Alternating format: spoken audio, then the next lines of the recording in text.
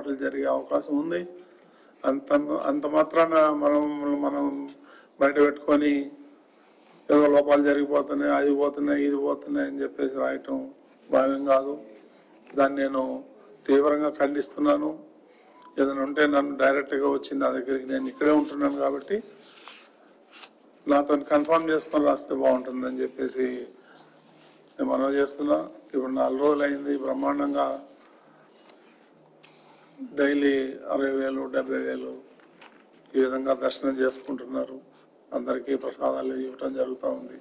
ఎలాంటి ఇబ్బందులు జరగట్లేదు, ఎలాంటి చిన్న పొరపాట్లు జరగదు.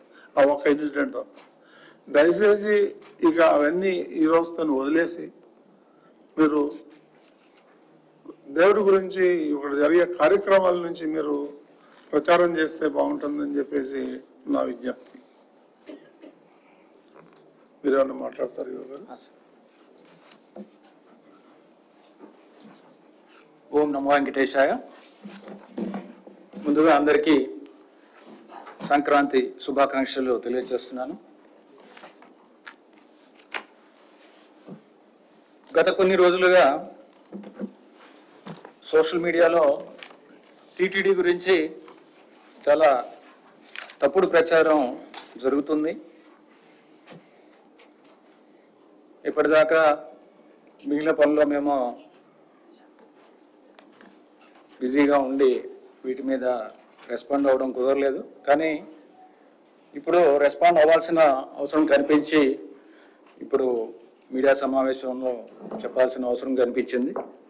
ముఖ్యంగా రాస్తున్నది ఏంటంటే ఈఓ టీటీడీకి, ఎడిషనల్ ఈఓకి, చైర్మన్ గారికి, బోర్డుకి సమన్వయం లేదు, వేరే అందరికీ పడటం లేదు.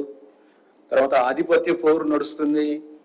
తర్వాత వ్యవస్థలన్నీ కూడా పతనం అయిపోయి వ్యవస్థలు ఏమి పనిచేయటం లేదు, అందరూ కూడా ఇబ్బంది పడుతున్నారు అనే ఒక రాంగ్ ఇంప్రెషన్ ఒకటి బయట సోషల్ మీడియాలో నడుస్తుంది. సోషల్ మీడియాలో మీకు తెలిసిందే, ఒకటి ఏదన్నా టీటీడీ నుంచి వచ్చిందంటే అది కొన్ని ఆ నెగిటివ్వి ఒక వైరల్ అయిపోయి అదే నిజమనే నమ్మే పరిస్థితి వస్తుంది. సో వీటిని ఖండించాల్సిన అవసరం కనిపిస్తుంది. ఏంటి నిజం అనేది చెప్పాల్సిన అవసరం నాకు కనిపిస్తుంది. తర్వాత సోషల్ మీడియాలో కూడా ఈవో గారు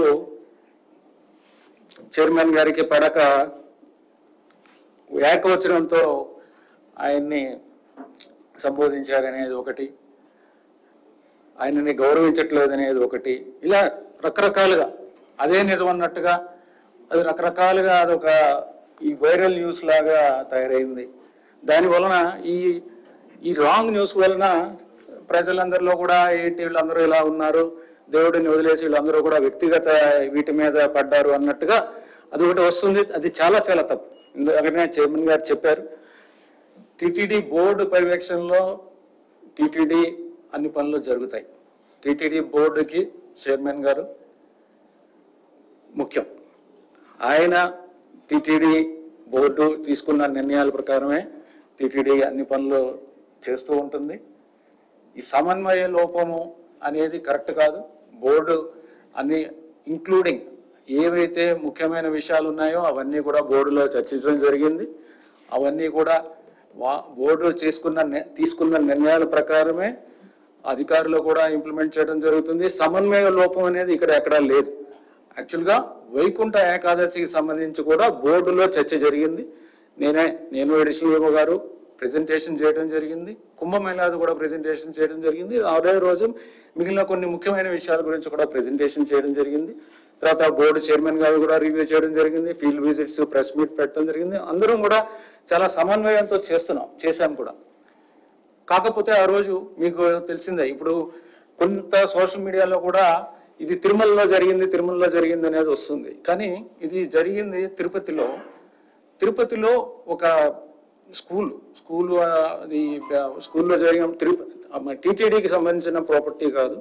అక్కడ స్కూల్లో కొన్ని కౌంటర్స్ పెట్టుకున్నాము. ఆ కౌంటర్స్లో అక్కడ ఏమి ఏర్పాట్లు చేయాలనేది కలెక్టర్ గారు, ఎస్పీ గారు వాళ్ళు నిర్ణయించిన దాని ప్రకారం మా చీఫ్ ఇంజనీర్ గారు అక్కడక్కడ ఏర్పాట్లు ఏం చేయాలనేది కూడా చేశారు. దాని తర్వాత కోఆర్డినేట్ చేసుకున్నాము. కాకపోతే అన్ఫార్చునేట్గా ఆ టైంలో వదిలేటప్పుడు కొన్ని ప్రోటోకాల్ ఫాలో అవ్వాలి. ఎక్కడన్నా గుమిగూడ ఉన్నప్పుడు భక్తులందరూ కూడా ఎలా అయితే తిరుమలలో మనము తిరుమల టీటీడీ ఎలా అయితే సివి అండ్ ఎస్ఓ అండ్ మిగిలిన టీటీడీ అధికారులు ఏ విధంగా చేసుకుంటారో అక్కడ పోలీసు వాళ్ళు కూడా అదే ఫాలో అవ్వాల్సిన అవసరం ఉండింది. అక్కడ ఆ పార్క్ నుంచి వదిలేటప్పుడు ఒక ప్రోటోకాల్ ఉంటుంది, ఆ ప్రోటోకాల్ ప్రకారం చేయలేదు. ఒకసారిగా అన్ని బాగున్నాయి, కానీ వదిలేటప్పుడు మాత్రం వదలాలని నిర్ణయించుకున్నప్పుడు వదిలేటప్పుడు మాత్రం చర్యలు ఏమేమి ప్రోటోకాల్ ఫాలో అవ్వాలి, అక్కడ తాళ్ళు ఉన్నాయి, మనుషులు ఉన్నారు, పోలీసు వ్యవస్థ అందరూ కూడా ఉన్నారు. కానీ ఆ డిఎస్పీ గారి దగ్గర మరి ఆ టైంలో ఇబ్బంది వచ్చింది. ఎంక్వైరీ అవుతుంది, ఎవరిది ఏంటనేది చూస్తాము. ఇది సమన్వయ లోపం వలన జరిగింది. బోర్డు ఈఓ లేకపోతే ఎడిషనల్ ఈఓ చైర్మన్ గారు ఈఓ అని ఆ విధంగా ఎన్ని రకాలుగా కావాల్సిన అన్ని రకాల అనాలిసిస్లు తప్పుడు ప్రచారం జరుగుతుంది. ఇది కరెక్ట్ కాదు, అన్నీ కూడా సక్రమంగా జరుగుతున్నాయి. తర్వాత ముఖ్యమంత్రి గారి దగ్గర కొన్ని విషయాల గురించి చర్చించాం. దాన్ని సోషల్ మీడియాలో ఎగ్జాగరేట్ చేసి ఏదో నువ్వు అని తిట్టుకున్నారని, అది కరెక్ట్ కానే కాదు. నేను ఎప్పుడు కూడా బోర్డు చైర్మన్ గారిని మీరు అనడం తప్ప నేను ఎప్పుడు కూడా నువ్వు అనడం ఎప్పుడు కూడా జరగదు. ఇప్పుడే కాదు, ఎప్పుడు జరగదు. అది ఆయన కూడా నన్ను కూడా గౌరవించే మాట్లాడతారు, నేను కూడా ఆయన గౌరవించే మాట్లాడతాను. ఆయన కూడా ఏ నిర్ణయం తీసుకున్నా సరే అది భక్తుల ప్రయోజనాలు లేకపోతే టీటీడీ ప్రయోజనాల గురించి తీసుకుని చెప్తారు. అవి చర్చిస్తాం.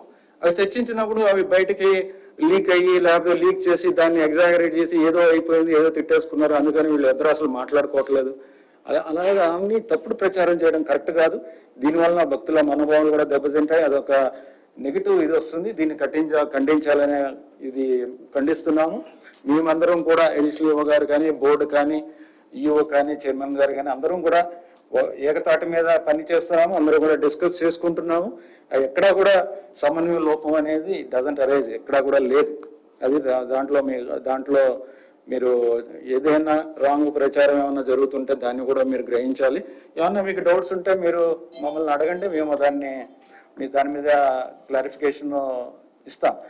గత 6 నెలలుగా ఎన్నో మంచి పనులు చేసాం. అవన్నిటినీ పక్కన పెట్టేసి ఇది ఒక నెగిటివ్ వచ్చింది సోషల్ మీడియాలో వేరే లేదు కాబట్టి అందరూ కూడా దాని గురించి మాట్లాడుతున్నారు. మీ అందరికీ తెలుసు గత 6 నెలలుగా ఏం పనులు చేసాం, ఏం మంచి పనులు చేసాం అనేది మీ అందరికీ తెలుసు.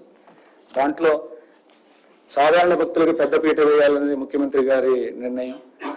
వ్యవస్థలన్నీ కూడా స్ట్రీమ్ లైన్ చేయాలి, దాంట్లో ఉన్న లోపాలని సరిదిద్ది ప్రజలకు ఇబ్బంది లేకుండా చేయాలనేది ముఖ్యమంత్రి గారి నిర్ణయం. ఆ నిర్ణయం ప్రకారమే అన్ని చేసుకుంటూ వచ్చాం. ఇది ఒకటి దురదృష్టకరమైన సంఘటన. అన్ని ప్రికాషన్స్ చేసుకోగానే ఒక వ్యక్తి వలన ఈ ఇబ్బందులు వచ్చాయి. అలాగే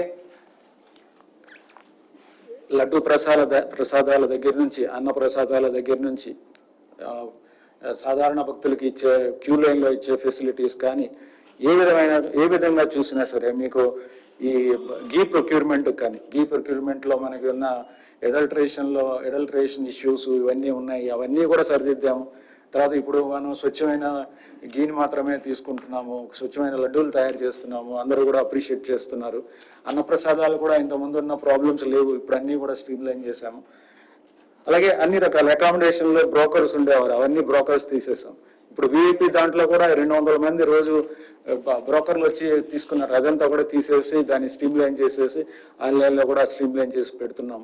ఇలాగే 40,000 మంది బ్రోకర్స్ని సిస్టంలోంచి తీసేసాం. ఆన్లైన్ సిస్టంలో 40,000 మంది బ్రోకర్లు ఉండేవారు, అదంతా తీసేసి వ్యవస్థ అంతా కూడా పటిష్టవంతంగా చేసేసాము. అలాగే ఆధార్ కూడా మేము ఒక నోటిఫికేషన్ రావాలి, అది కూడా ఇంట్రడ్యూస్ చేస్తాము. అలాగే విజిలెన్స్ వ్యవస్థ కూడా బాగా పనిచేస్తుంది. వారు కూడా రోజు ఆల్మోస్ట్ డైలీ బేసిస్, ఇంతకుముందు లేనట్టు కొంతమంది బ్రోకర్లు ఈ కొన్ని లూప్ హోల్స్ ఏమన్నా పట్టుకొని చేద్దామనే దాంతో బయట అంటే సిస్టంలో లూప్ హోల్స్ లేవు, కానీ ప్రజల్ని మోసగించి చేసే పనులు చేస్తున్నారు. అంటే మేము ఇప్పిస్తామని డబ్బు